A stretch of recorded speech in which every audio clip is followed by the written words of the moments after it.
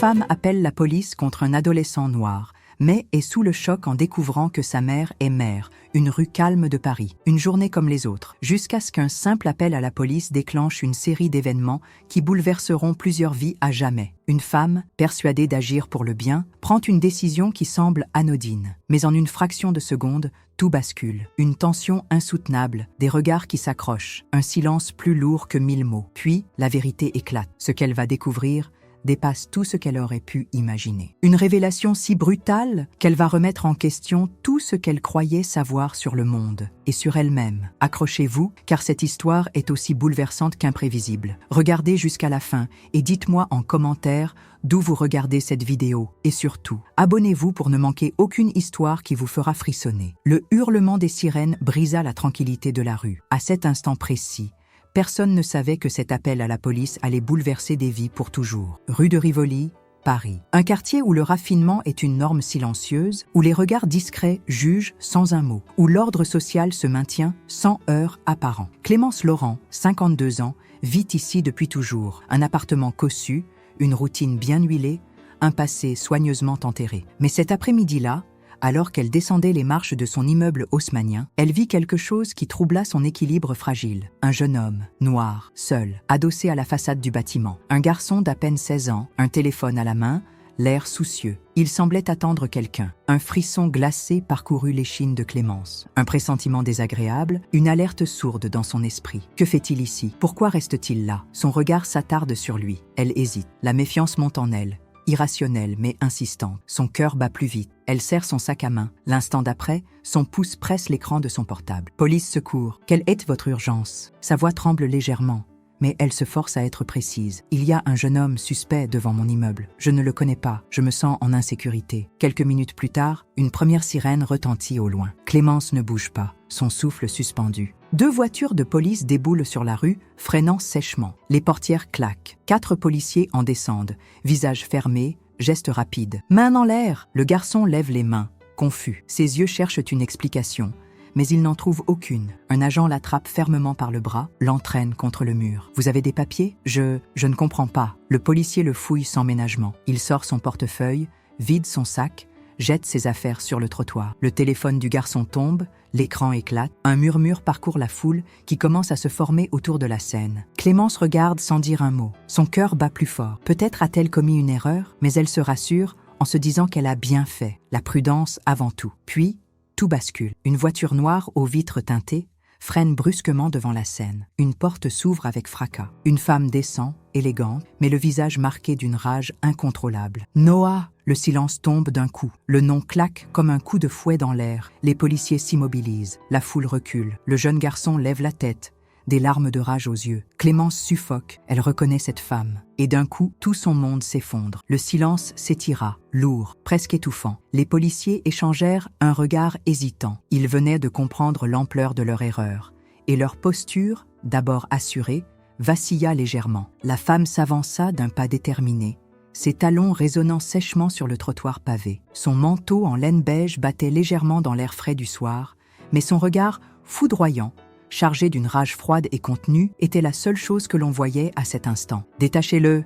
Immédiatement, sa voix était basse, tranchante, dangereuse, une voix que l'on ne discute pas, un commandement plus qu'une demande. Les policiers hésitèrent encore une seconde de trop. Elle sortit son téléphone et commença à composer un numéro. « Commissaire Marchand, c'est Camille Moreau. » À ces mots, les visages des policiers perdirent toute couleur. L'un d'eux fit aussitôt signe à son collègue de relâcher Noah, mais c'était trop tard. Le mal était fait. Le garçon tremblait, de rage, d'humiliation. Ses joues étaient rouges, son souffle court. Il rabaissa lentement les manches de son sweat noir, couvrant ses poignets marqués par la pression des doigts de l'agent. Il ne disait rien, mais son regard parlait pour lui. Camille s'accroupit à sa hauteur, posant une main sur son visage. « Ça va, mon chéri? Ils t'ont fait mal ?» Noah hocha la tête, mais son regard s'attarda sur Clémence, toujours figée à quelques mètres. Il l'observa avec une intensité troublante. Ce n'était pas seulement du dégoût ou de la colère, c'était autre chose, quelque chose que Clémence ne comprenait pas, mais qui lui tordit le ventre. Un des policiers tenta maladroitement de s'excuser. « Madame Moreau, nous ne savions pas... » « Vous ne saviez pas quoi ?» coupa-t-elle, son regard brûlant les hommes en uniforme. « Que vous arrêtiez un adolescent innocent parce qu'il avait la mauvaise couleur de peau ? Ou que vous veniez d'humilier mon fils sous les yeux de tout Paris ?» Sa voix tremblait légèrement sous l'émotion, Mais elle ne criait pas. C'était pire encore. Une rage glaciale, tranchante, méthodique. Le policier ouvrit la bouche, mais aucun mot ne sortit. Dégagez, ils ne se le firent pas dire 2 fois. En quelques secondes, les voitures de police avaient disparu. La foule murmura encore quelques instants avant de se disperser. Mais quelque chose restait suspendu dans l'air. Un poids, une tension invisible, qui ne disparaissait pas. Camille prit la main de Noah et se tourna vers Clémence. Et à cet instant précis, Clémence ressentit un frisson glacé lui parcourir l'échine. Elle la connaissait. Elle la connaissait mieux qu'elle n'aurait voulu. Camille l'observa longuement, le regard chargé d'une reconnaissance lente et terrible. Un silence abyssal s'installa entre elles. Noah, toujours en colère, murmura à sa mère. « Ah, c'est elle, n'est-ce pas ?» Camille ne répondit pas tout de suite. Elle observa Clémence, ce visage qu'elle n'avait pas vu depuis tant d'années, et laissa tomber 3 mots qui brisèrent tout. Oui, c'est elle. Clémence sentit son cœur se tordre. Elle voulut parler, expliquer, nier, mais aucun son ne sortit de sa bouche, car au fond d'elle, elle savait. Ce n'était pas juste une méprise, pas juste un accident. Non, c'était bien pire. Clémence resta figée sur place, ses jambes soudain trop faibles pour supporter son propre poids. Elle voulut détourner le regard, fuir ce moment qui s'effritait comme du verre brisé sous ses pieds. Mais elle n'en eut pas la force. Camille Moreau se tenait devant elle, droite, puissante, imposante. Mais ce n'était pas son statut de maire de Paris qui donnait à son regard cette intensité glaçante. C'était autre chose, de la mémoire, le souvenir d'un passé que Clémence pensait mort et enterré. Noah, lui, continuait à fixer Clémence avec une intensité presque douloureuse. Ses poings étaient serrés, son souffle court. Il n'avait pas pleuré, pas une larme. Mais dans ses yeux, c'était une tempête silencieuse, une tempête que Clémence n'aurait jamais voulu déclencher. « On s'en va », lâcha Camille, brisant le silence comme une lame fendant l'air. Elle tourna les talons sans un mot de plus. Noah lui emboîta le pas, mais pas avant de lancer un dernier regard à Clémence. Pas un regard de haine, pire que ça. Un regard qui disait « Je veux comprendre ». Clémence sentit sa gorge se nouer. Elle lutta contre l'envie irrépressible de les rattraper, de crier, d'expliquer, mais ses jambes refusèrent de bouger. Les passants avaient repris leur quotidien. Le monde continuait de tourner. Mais pour elle, quelque chose s'était brisé ce soir-là. Un passé qu'elle pensait oublier venait de la rattraper de plein fouet. Elle rentra chez elle comme un automate. Ses mains tremblaient, alors qu'elle tourna la clé dans la serrure de son appartement. Dès que la porte se referma derrière elle, elle sentit une bouffée d'air glacé lui traverser la poitrine. Le silence de son appartement l'enveloppa comme un suaire. Tout était trop calme, trop ordonné, trop faux. Elle se laissa tomber sur la chaise de sa cuisine, fixant le vide. Puis, d'un geste fébrile, elle ouvrit le tiroir d'un meuble en bois sombre, fouilla à l'intérieur, ses doigts tremblants sur des papiers jaunis par le temps. Et enfin, elle le trouva. Un dossier, vieilli, usé, bordé de notes écrites à la main. Des lettres. Elle l'ouvrit, le souffle coupé. Et là, au beau milieu des documents poussiéreux, elle tomba sur une photo en noir et blanc, un visage figé dans le passé, un visage qui ressemblait trop à celui de Camille. Clémence sentit une bouffée de panique lui enserrer la poitrine. Son cœur battait si fort qu'elle crut qu'il allait exploser. Elle voulait croire que ce n'était qu'une coïncidence, mais elle savait. Elle savait depuis le moment où elle avait croisé le regard de Camille. Ce n'était pas une erreur, ce n'était pas un simple hasard. Elle et Camille avaient déjà été liées, bien avant cet instant fatidique. Et si Noah avait ce regard si troublant, c'était parce qu'il portait en lui un héritage que Clémence n'avait jamais voulu affronter. Un héritage qui allait tout détruire. Clémence resta figée devant la photo, ses doigts crispés sur le papier jauni par le temps. Ses yeux couraient sur les visages figés de l'image, comme si elle pouvait, par la seule force de sa volonté, les effacer. Mais elle ne pouvait pas. C'était bien elle, Camille Moreau. Plus jeune, souriante, le regard encore empreint d'une innocence que la vie avait depuis longtemps effacée. À ses côtés, une femme d'âge mûr, un regard dur mais protecteur, Madame Diarra. Clémence ferma les yeux un instant trop long. Son esprit la ramena 35 ans en arrière. 1988. Le centre social du 18e arrondissement était surpeuplé, bruyant. Clémence, alors jeune assistante sociale tout juste sortie de l'université, avançait d'un pas assuré dans les couloirs étroits. Elle avait la conviction naïve de ceux qui croient encore pouvoir changer le monde. Et puis, il y avait Madame Diarra, femme imposante, charismatique, respectée de tous, une femme que personne n'osait contredire. « Vous croyez vraiment que votre rapport peut me faire du mal ?» lança-t-elle, les bras croisés, son accent africain roulant légèrement sur sa langue. Clémence soutint son regard.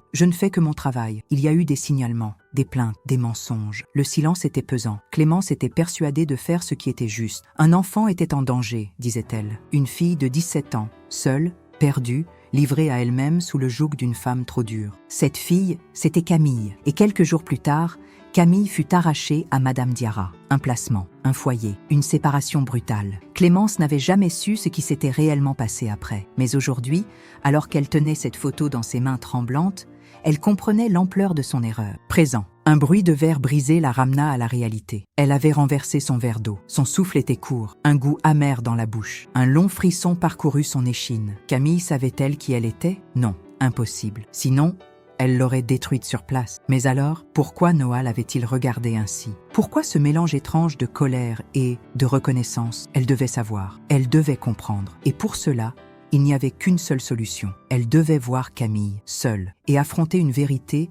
qu'elle fuyait depuis 35 ans. La nuit était tombée sur Paris, enveloppant la ville d'une lumière dorée et tremblante. Les lampadaires de la rue de Rivoli projetaient des ombres longues et menaçantes sur les façades haussmanniennes. Mais ce n'était pas le froid du soir qui faisait frissonner Clémence, c'était la peur. Elle était là, debout devant un immeuble cossu du 7e arrondissement, fixant l'interphone comme s'il allait lui répondre. Une adresse qu'elle n'aurait jamais pensé revoir. Son doigt hésita une seconde, puis elle appuya. Un grésillement, puis une voix. Oui, Clémence sentit son ventre se tordre. C'était elle. C'est Clémence Laurent.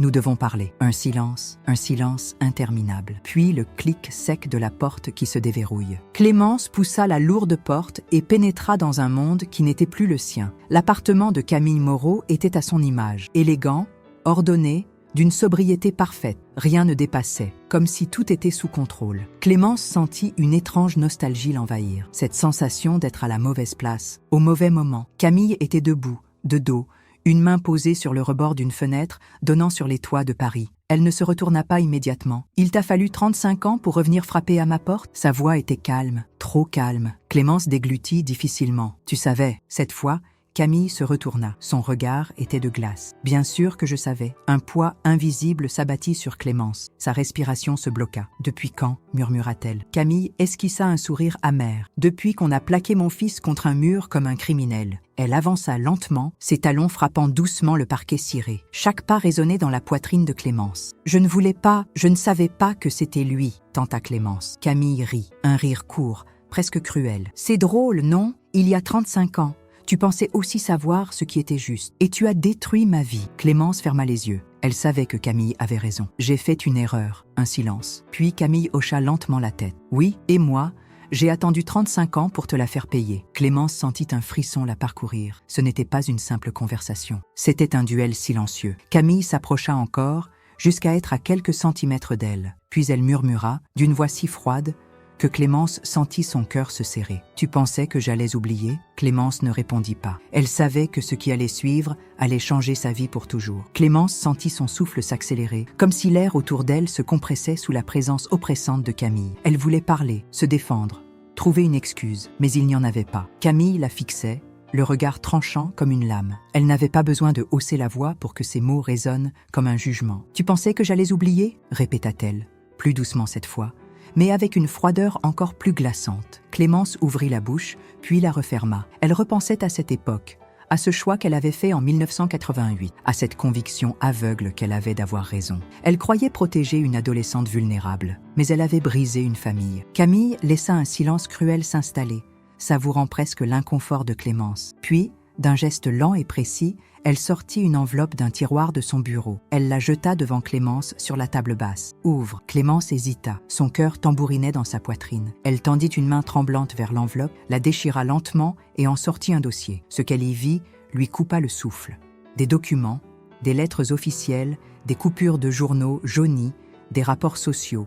Son propre rapport, celui qu'elle avait rédigé 35 ans plus tôt. Elle lut, le ventre noué, la jeune Camille Moreau, 17 ans, semble en situation de maltraitance sous la garde de Madame Diarra, sa tutrice légale. En raison des témoignages contradictoires et des conditions de vie précaires signalées, il est recommandé un placement immédiat en foyer dans l'attente d'une enquête plus approfondie. Les mots lui sautèrent aux yeux, brutaux, définitifs. C'était elle qui avait écrit ça. C'était elle qui avait signé la décision qui avait arraché Camille à la seule famille qu'elle avait connue. « Tu te souviens ?» demanda Camille. la voix vibrante d'émotions contenues. Clémence leva des yeux pleins de culpabilité. Je pensais que... Camille l'interrompit brutalement. Tu pensais quoi, Clémence? Que tu me sauvais? Clémence sentit son estomac se nouer. Elle regarda les coupures de journaux. La jeune Camille Moreau disparaît de son foyer d'accueil activement recherché. Un placement social qui tourne au drame. La jeune fille en fugue. Retour sur l'affaire Camille Moreau. Quand l'administration détruit des vies, Clémence sentit les larmes lui monter aux yeux. Elle n'avait jamais su ce qui s'était passé après le placement de Camille. Elle ne savait pas qu'elle s'était enfuie. J'ai passé 2 ans à dormir dans des squats, Clémence, souffla Camille. Sa voix tremblait maintenant. 2 ans à vivre comme une errante, à mendier, à fuir les foyers où on me traitait comme un numéro de dossier. Tu voulais me protéger? Tu m'as condamnée? Clémence sentit sa gorge se serrer, jusqu'à en devenir douloureuse. Elle voulait dire quelque chose. Elle voulait supplier, mais il n'y avait rien à dire. Elle avait détruit une vie. Et le pire était encore à venir, car Camille n'avait pas fini. Elle inspira profondément et déclara d'une voix froide comme la mort « Noah, c'est tout ». Clémence sentit le sol se dérober sous ses pieds. « Quoi ?» Camille croisa les bras, le regard impitoyable. « Il sait ce que tu m'as fait. Il sait ce que j'ai vécu à cause de toi. Et tu sais ce qu'il m'a demandé ?» Un silence lourd tomba dans la pièce. Clémence n'osait même plus respirer. « Il m'a demandé de te détruire. » Clémence sentit une vague de panique l'envahir. « Camille !» Mais la mère de Paris ne souriait plus. Elle avança encore d'un pas jusqu'à être à quelques centimètres d'elle. « Prépare-toi, Clémence.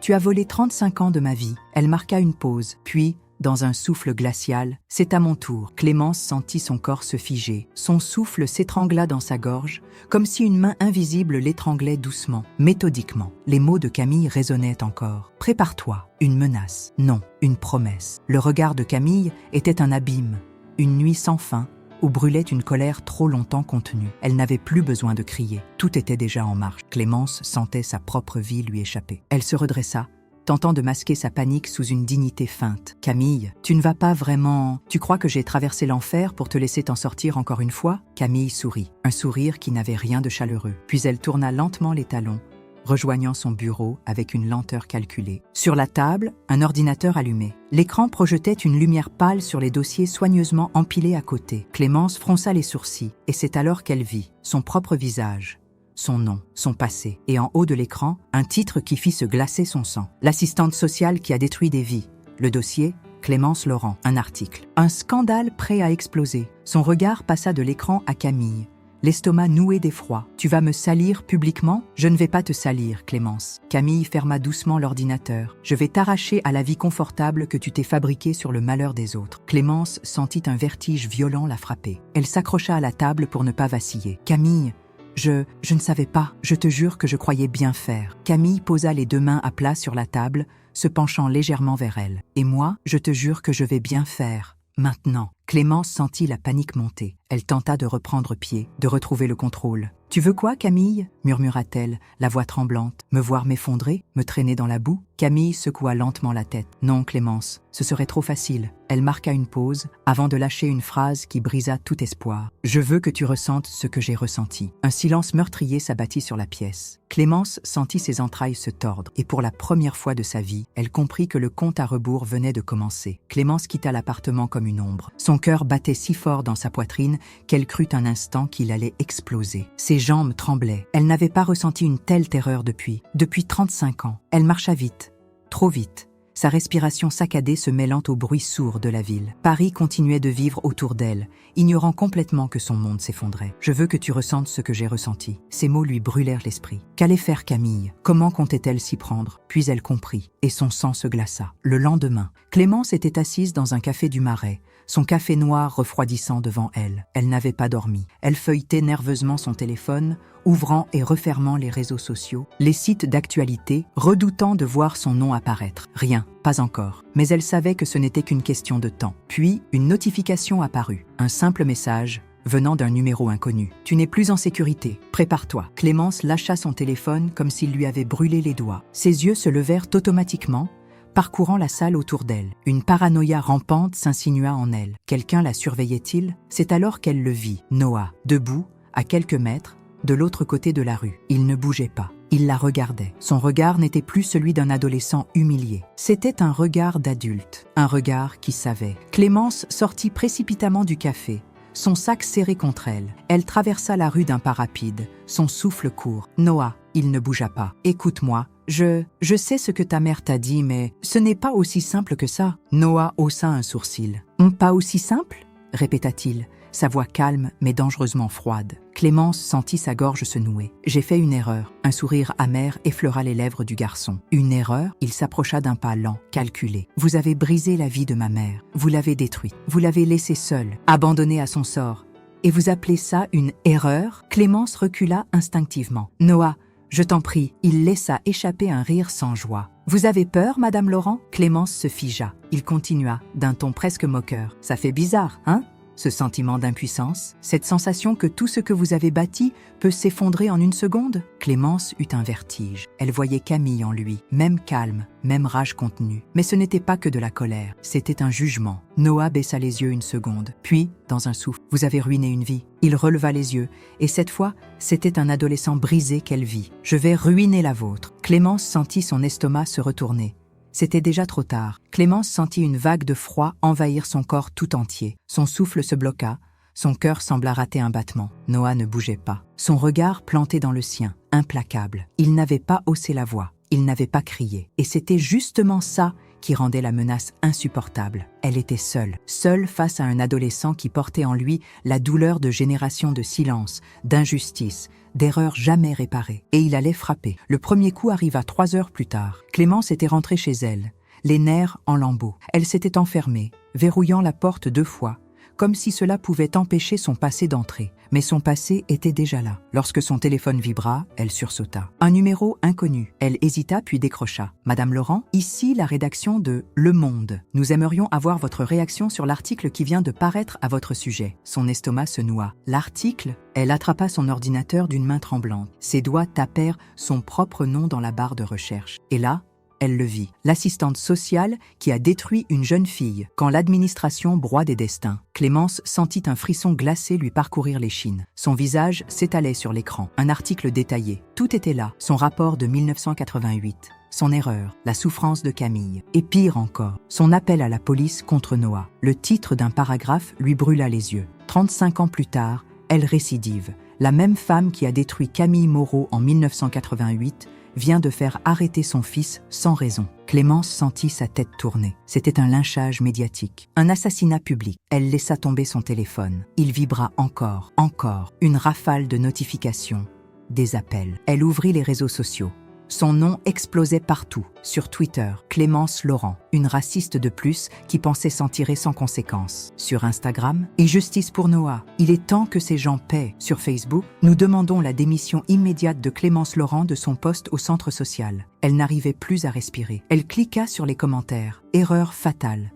Espèce de raciste, tu vas payer? On sait où tu habites. C'est toi qui mérites d'être humilié maintenant. Un bruit sourd résonna dans son appartement. Clémence avait lâché son téléphone. Elle recula jusqu'au mur, le dos heurtant la froideur du béton. Tout s'effondrait. Son nom, sa carrière, sa vie. Camille n'avait pas menti. Tu as volé 35 ans de ma vie. C'est à mon tour. Minuit. Elle n'avait pas bougé depuis des heures. Son regard était vide, perdu dans le néant. Puis, un bruit devant sa porte. Un froissement. Un objet glissant sous le seuil. Clémence sursauta, son cœur explosant dans sa poitrine. Elle se leva, hésitante. Elle s'approcha. Une enveloppe blanche gisait sur le sol. Ses doigts tremblèrent en l'attrapant. Elle l'ouvrit. Une photo. Son sang se glaça. C'était une photo d'elle, mais pas une vieille photo. Une photo prise aujourd'hui. Quelqu'un l'avait suivie. Clémence étouffa un cri. Sur le dos de la photo, quelques mots écrits à l'encre noire. On commence à peine, et c'est là qu'elle comprit. Le pire était encore à venir. Clémence laissa la photo lui glisser des mains. Son souffle était court, son corps entier tétanisé par l'angoisse. On commence à peine. Ces mots dansaient dans son esprit comme une malédiction. Elle recula instinctivement,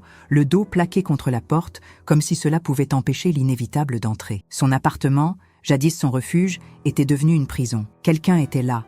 Dehors, quelqu'un l'avait suivi. 2 heures plus tard, l'angoisse avait laissé place à une panique sourde. Elle avait tiré tous les rideaux, éteint toutes les lumières. Son téléphone, éteint lui aussi, reposait sur la table. Chaque vibration, chaque bruit extérieur était devenu une menace. Puis, quelque chose changea. Un bruit derrière la porte, une présence. Son corps entier se tendit. Toc, toc, toc, 3 coups secs dans la nuit. Son sang se glaça. Elle voulait hurler, appeler à l'aide, fuir, mais elle ne fit rien. Elle attendit. Le silence était pire encore. Puis une enveloppe glissa à nouveau sous la porte. Elle resta figée. Lentement, trop lentement, elle se baissa pour la ramasser. Ses doigts, tremblants, déchirèrent le papier. À l'intérieur, une simple feuille et un mot écrit en lettres majuscules. « Tu ne mérites plus d'exister ». Clémence sentit son cœur imploser. Le lendemain, elle n'avait pas dormi, pas une seconde. À chaque bruit, chaque ombre projetée sur son mur, elle s'attendait à voir son monde s'écrouler davantage. Mais il n'y eut rien, pas de visite, pas de message, juste un silence insupportable. Elle n'osa pas sortir. Chaque pas dehors serait une condamnation publique. Mais elle savait que se cacher ne changerait rien. Alors, elle prit une décision. Elle devait voir Camille, une dernière fois, pour comprendre, pour suppliquer, ou peut-être pour mettre fin à cette descente aux enfers. L'angoisse tordait les entrailles de Clémence alors qu'elle avançait d'un pas incertain sur les pavés humides du 7e arrondissement. Chaque ombre, chaque silhouette semblait une menace. Elle n'avait qu'une seule destination, Camille. Son esprit était un chaos de pensées contradictoires. Que dirait-elle? Que ferait-elle? S'excuser? Supplier? Ou bien était-il déjà trop tard? Elle s'arrêta devant l'immeuble haussmannien de Camille. La porte lui sembla plus imposante que jamais. Son doigt trembla sur l'interphone. Elle inspira profondément. Puis, elle appuya. Un long silence, puis un grésillement. Qui est-ce? La voix de Camille. Clémence sentit son ventre se tordre. « C'est moi », murmura-t-elle. Un silence si long qu'elle crut qu'on allait la laisser là. Puis, enfin, un clic sec. La porte se déverrouilla. Elle poussa le battant d'une main tremblante et gravit les escaliers comme une condamnée à mort. Le salon était baigné d'une lumière dorée. Camille était là, calme, impénétrable, assise dans un fauteuil en velours. Noah, debout à quelques pas, la fixait sans un mot. Clémence sentit son souffle se bloquer. Elle ne savait plus quoi dire. C'était trop tard. Elle le sentait. Camille croisa lentement les jambes, posa son verre sur la table et murmura « Pourquoi es-tu venue ?» Clémence ouvrit la bouche, puis la referma. Elle ne savait pas elle-même. Tout était déjà joué. « Non ?» elle balbutia. Je voulais... » Camille leva une main. « Assez. J'ai entendu toutes les excuses que je pouvais entendre. » Elle s'appuya contre le dossier du fauteuil, la regardant comme une proie déjà à terre. « Tu crois que je vais te pardonner, Clémence ?» Clémence baissa la tête, ses doigts se crispant sur le tissu de son manteau. « Youk, je ne cherche pas à être pardonnée, » murmura-t-elle. Camille émit un rire bref, sans joie. « Alors pourquoi es-tu là ?» Clémence ne savait pas. Ou plutôt... Elle savait, mais n'osait pas mettre de mots dessus. Elle leva les yeux vers Noah. « Toi ?» Elle hésita. « Toi, tu veux vraiment me détruire ?» Noah resta silencieux. Puis il répondit, d'une voix tranchante. « Oui. » Clémence sentit un frisson violent la parcourir. Mais Noah continua, et cette fois, ses mots lui arrachèrent le souffle. « Mais je ne le ferai pas. » Un silence écrasant. Clémence releva lentement la tête. Noah la fixait toujours, mais son regard avait changé. Ce n'était plus celui d'un bourreau, c'était celui d'un enfant blessé qui avait déjà trop perdu. « J'ai compris une chose. » murmura-t-il. « Te détruire ne me rendra pas ce que j'ai perdu. » Clémence sentit son cœur se briser. Elle ne méritait pas cette grâce. Mais Noah ne parlait pas de grâce. Il parlait d'une vérité cruelle. Camille le regarda longuement. Puis, lentement, elle acquiesça. « Alors c'est fini. » Ses yeux se posèrent une dernière fois sur Clémence. « Mais ne crois pas que tu es sauvée ?» Elle se leva sans un mot de plus. Noah lui emboîta le pas. Clémence savait. Elle ne les reverrait plus jamais. Et ce fut la pire des punitions. Clémence resta debout au milieu du salon, anéantie, hébétée, incapable de bouger. L'écho des derniers mots de Camille et Noah résonnait encore en elle, comme une sentence irrévocable. « Ne crois pas que tu es sauvée. » Elle ne l'était pas. Elle savait que rien ne serait jamais plus comme avant. Le pardon n'avait pas été accordé. La vengeance n'avait pas eu lieu. Et pourtant, elle avait tout perdu. Les jours suivants, tout s'écroula avec une lenteur terrifiante. Le centre social où elle travaillait lui demanda de démissionner. Ses amis cessèrent de répondre à ses appels. Son immeuble, qu'il avait toujours accueilli dans son anonymat bourgeois, lui devint hostile. Les regards changèrent. Les commerçants n'avaient non plus de sourire. Une voisine, avec qui elle échangeait autrefois quelques banalités, baissa les yeux en la croisant. Un matin, elle trouva un graffiti sur sa porte. « Raciste !» Elle nettoya en silence, les mains tremblantes. Une semaine plus tard, elle fit ses valises. Elle n'avait plus aucune raison de rester. Paris, sa ville, était devenue une prison sans mur. Elle ne savait même pas où aller. Elle marcha longtemps, sans but, traînant sa valise à roulettes sur les pavés usés des ruelles de Montmartre. Le vent s'était levé. Il mordait sa peau, pénétrait jusqu'à ses os. Elle s'arrêta sur un banc, épuisée. Une notification s'alluma sur son téléphone. Un dernier message, de Noah. Elle hésita avant d'ouvrir. « Vous avez détruit une vie, mais moi, je refuse de détruire la vôtre. » Elle sentit les larmes monter. Noah ne l'avait pas condamnée, mais il l'avait laissée à sa propre conscience. Et c'était pire encore. Clémence monta dans un train sans retour. Un billet acheté sur un coup de tête, sans destination précise. Elle regarda Paris défiler derrière la vitre, de plus en plus loin, de plus en plus flou, un passé qu'elle ne pourrait jamais effacer. Une histoire qu'elle porterait toujours. Et pour la première fois, elle comprit ce que signifiait ne plus exister. Parfois, une seule décision, un seul instant d'inattention peut bouleverser une vie entière. Clémence pensait savoir ce qui était juste, mais la justice et la morale ne sont jamais aussi simples qu'on le croit. Et vous, que feriez-vous si votre passé vous rattrapait brutalement, si une erreur d'autrefois revenait vous hanter au moment où vous vous y attendiez le moins? Nous portons tous des choix que nous avons faits, des erreurs que nous avons commises, des vérités que nous avons ignorées. Mais que reste-t-il quand le pardon n'est plus possible? Peut-on vraiment échapper aux conséquences de nos actes? Si cette histoire vous a touché, laissez un commentaire et dites-moi ce que vous en pensez. Et surtout, n'oubliez pas de liker, de vous abonner et de partager cette vidéo. Plus d'histoires captivantes vous attendent ici. Ne les manquez pas.